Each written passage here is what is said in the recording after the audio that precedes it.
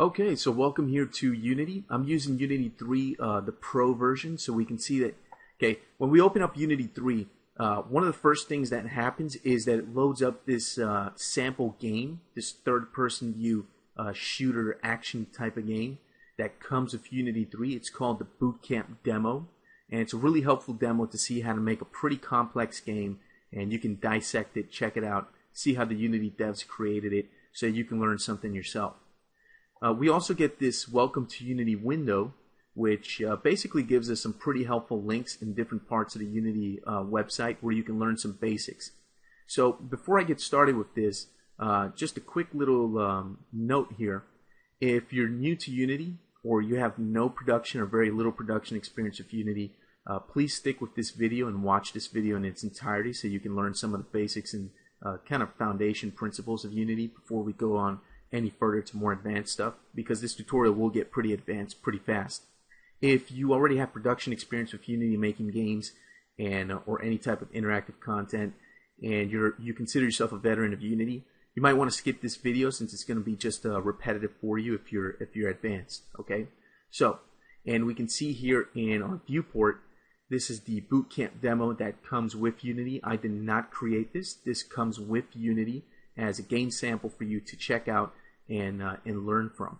Okay, so let's talk about the Unity UI. The user interface in Unity and how to use it is very important, because if not, you can't continue going into more advanced topics in Unity. So let's go ahead and take care of this and go over some of this basic fundamental stuff. Okay, so Unity, just like any other piece of software, has a main menu item up here that you can access different tools and features from. And we'll be going over these in depth as we work with Unity. You'll see how to go into these menus and which ones to go into to create things or to edit things and stuff like that. Then up here, we have these 4 buttons that are grouped up over here. The hand icon basically is for viewport navigation. So if I left click and drag with the mouse, I can pan the camera around. If I right click and drag, I can sort of turn my virtual head or viewpoint around, almost like if I was standing in the game world and was just rotating my head and looking around. Zooming in and out is pretty easy. You can use the middle mouse scroll wheel to zoom in and out. Okay. Then we have these 3 buttons over here. These are manipulation icons. Basically, the first one with the arrows lets you move objects around. The second one has these kind of curved arrows around each other, lets you rotate objects, and then the third and last one lets you scale objects. So if I use the move tool, for example, let me just turn my viewpoint around over here. Here's a kind of this generic soldier character, kind of the main character of this Bootcamp demo game that comes with Unity. Okay. If I select the entire character here, you'll notice that with the move tool active, I get myself this manipulator with all these arrows. I have these different colored arrows, and each one pertains to a different axis or direction in the world. So for example, the green one is the y-axis. This moves up and down. The blue one's the z-axis, which moves forwards and backwards, and the red is the x-axis, which you probably guessed it, moves left and right. Okay? So pretty simple. And if I switch over to the rotate tool, I get myself a rotate gizmo, which allows me to rotate my character around wherever I want in whatever axis that I want. And then finally, we have the scale tool, which gives us a scale manipulator. And if you've ever worked in any 3D programs like Maya or 3ds Max, Softimage, or Blender, anything like that, then you're probably familiar with how these things work. Now the center button, what this does, it moves the pivot point, the currently active working pivot point around. Okay, so each object has a pivot point, which is the location of where this little gizmo is going to pop up. Right now it's at the center. What that means is that this little move gizmo is going to be located at the center of whatever object I have selected. Okay. If I click on that, it's going to switch to pivot mode. What this does, it moves the gizmo to the actual pivot mode of the object when it was imported into Unity. Okay, and if I turn around and look with the camera, you can see the pivot point is way over there in that kind of little valley all the way in the distance. The reason it's located over there was because when this character was created in whatever 3D program it was created, whether it was Maya or 3ds Max or whatever program it was, the author that created this asset here placed the pivot point way over there. Okay, so if you can't find the pivot point for whatever reason, you can hit center and have the pivot point reset over here to the center of the object, which can be pretty helpful. Global and local. This just switches your transform or your coordinate space from global mode, which is right now, to local mode. All right, pretty simple. Over here we have these play buttons over here that allow us to play the game inside the Unity editor, and we'll talk about that in a moment here. Now over here we can see we have two tabs: the scene view tab and the game view tab. Let's talk about the scene first. The scene view tab is kind of like the ability for you to edit your world. So this is the viewpoint that you're going to be using to edit and manipulate your game world, set up your levels, place objects, move them around, do different things like that. Okay? The game view allows you to test the game out inside the Unity editor. This is fantastic for whenever you make changes and things inside the game and you want to test them out. You can load up the game simply by switching over to the game view and hitting the play button over here. And we'll see a demo of that in a moment. Back to the scene view over here, we have different ways that we can view the scene here of our game. So for example, if I click on the textured button, I can switch different options. Right now I'm viewing everything in textured mode. Let's switch over to wireframe mode. And now we can see everything's in the wireframe mode, which can help you out sometimes. You can look at a textured and wireframe combination, so we can see wireframe on top of the textured view. We can also check render paths, and we'll be talking about render paths later on in this training tutorial, where we'll talk about deferred rendering, forward rendering paths, things like that. Basically, we get different color codes here that tell us which rendering path each object is taking. Then we have light map resolution. This allows us to do a little bit of testing with our light map resolution on our scene, okay? And we'll talk about light mapping, the Beast Light Mapper, later on in this tutorial. We're not going to get into that now, but we'll see later how we can view our light map resolution to be able to do some testing and things and be able to tweak our light mapping in our scene.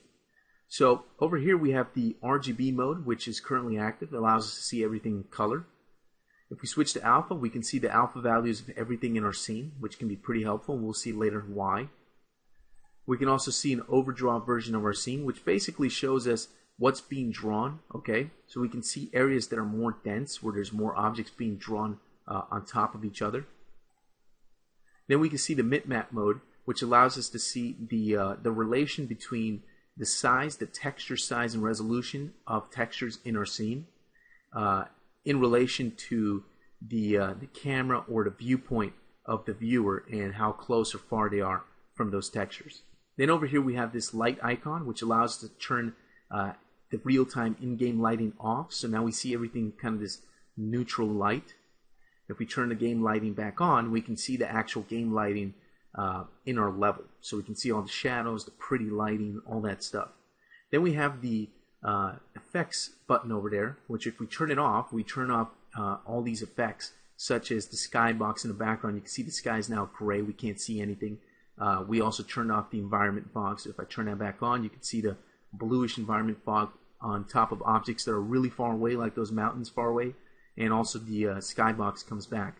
We have an audio button. When it's on, you'll be able to hear audio items that are inside your level. Okay, so if you've placed audio inside your level, you'll be able to hear it by turning on the audio button, turn it back off, and you don't hear anything anymore. So let's test out how we can test something in our game. So we can, in the game view, like I said before, is where you're going to be able to test out different things. So if I hit the play button, the really cool thing is that Unity is going to load up the game inside the editor. And now I can play test the game. So I can walk around with my character, I can jump, I can do whatever whatever the game was designed to do, I can play test it inside. So if I was, testing out a script or playing around with some of the parameters on this character and I notice that something's wrong, I can play test it, note that it's wrong, stop the play test, and go in there and fix it in the inspector. Okay? So pretty useful, pretty cool stuff. Over here on the right we have the inspector. The inspector, the way it works is if we select an object, whatever object is selected, the inspector will show us basically a breakdown here of all the different parameters that belong to that object. So we'll see all these different components, and these different components have different parameters and things. So components can be all kinds of things. Down here we have a hierarchy view. The hierarchy view shows us this list. See this in a hierarchy type of format. And basically everything that's in this list exists inside of our game world in this specific level that I'm looking at right now. The project view is a little bit different.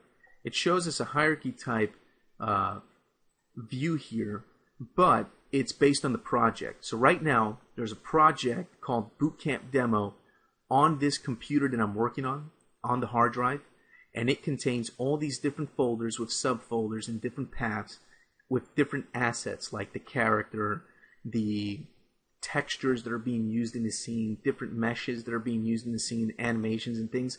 All that stuff is saved right here in the Bootcamp Demo project directory that's located on the hard drive. And we'll talk about projects a little bit deeper further down in another video, okay? So that's basically it. If you want to customize the UI of Unity, you can do that. If you come up here to this layout button up here on the top right, you get yourself about 4 different presets you can choose. So I could choose to go with a 2x3 view, which will do this. I can switch over to a 4-split view, which will do this, which can be pretty helpful if you want to work this way. I like to work with the tall view here. It's just kind of my preference. I like to work this way. Okay. You can also customize the UI however you want. So if I click and drag on the hierarchy tab up here, for example, I can rip out that window and make it a free-floating window, which I can then resize however I want. I can right-click on the hierarchy tab and I can add a new tab. So if I want, say, an animation window in here, I can have it. And then I can click and drag this window wherever I want. So if I'm working with dual screens, which in a professional setting you should be working with at least 2 screens, you can click and drag this view over here and move it to your other screen, move it back, things like that. Close it, get it out of here. Maybe you don't like working with that view at all, so you can close it and get rid of it. And then you can just keep working in your scene. And then when you're happy with the layout that you create, you can also save that layout, so you can create your custom layouts and things like that. Or you can revert back to factory settings. I'm going to go ahead and click on tall. I like working with the tall preset. This is what I'll be using to work with throughout most of the tutorial. Okay, we'll be going over basics as we work in this tutorial, so there's a lot more to learn, and you'll be picking up on it pretty quickly and easily as we work on our project. This is not going to be our project. This is the Bootcamp Demo that comes with Unity. We're actually going to be working on a separate project from scratch that I've set up specifically for this tutorial. Okay, so I'm going to end this video here, and in the next one we're going to start to get into a little bit deeper and more intricate with projects and the whole project workflow with Unity.